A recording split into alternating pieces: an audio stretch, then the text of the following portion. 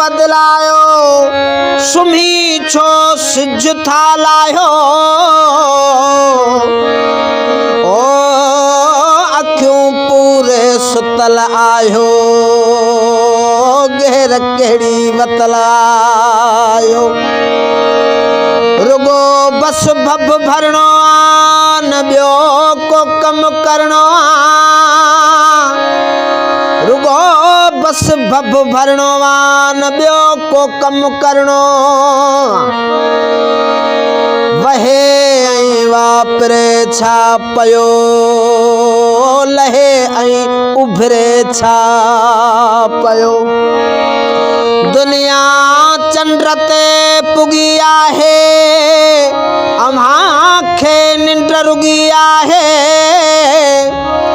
ओ लक्षण कहिड़ो आ समझायो उथी पो पाण बदलायो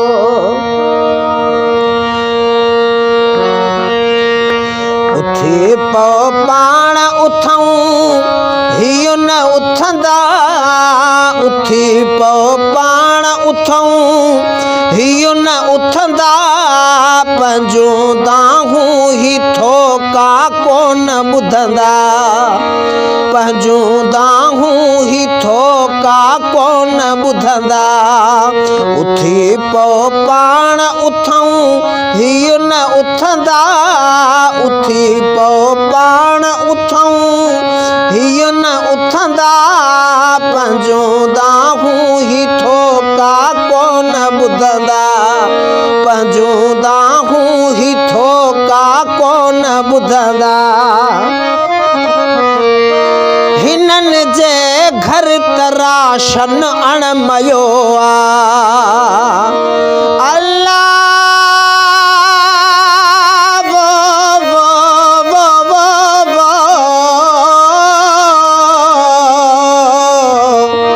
हिननि जे घर तराशन अणमयो आ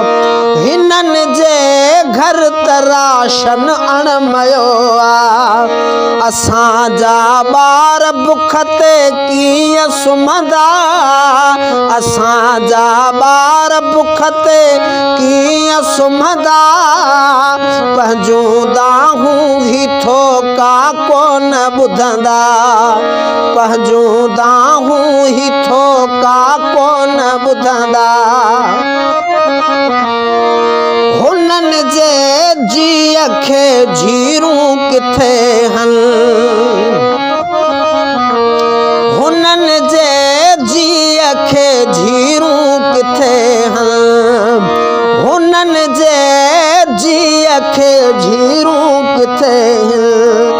असांजे दर्द खे समझी न सघंदा असांजे दर्द खे समझी न सघंदा पंहिंजूं दाहूं ही थोका कोन ॿुधंदा पंहिंजूं दाहूं ही थोका कोन ॿुधंदा ग़ुलामीअ खां कॾहिं आजो न सुलह थींदो ग़ुलामीअ खां कॾहिं आजो न सुलह थींदो ग़ुलामीअ खां कॾहिं आजो न सुलह थींदो झुकी पेरनि ते केसी हथ चुमंदा झुकी पेरनि ते केसी हथ चुमंदा पंहिंजूं दाहूं ही थोका कोन ॿुधंदा पंहिंजूं दाहूं ही थोका कोन ॿुधंदा चवी ओ छा कजे सच पोत काफ़र थी चवी ओ छा कजे सच पोत काफ़र थी अहिड़ा इल्ज़ाम तो ते खोड़ लॻंदा अहिड़ा इल्ज़ाम तो ते खोड़ लॻंदा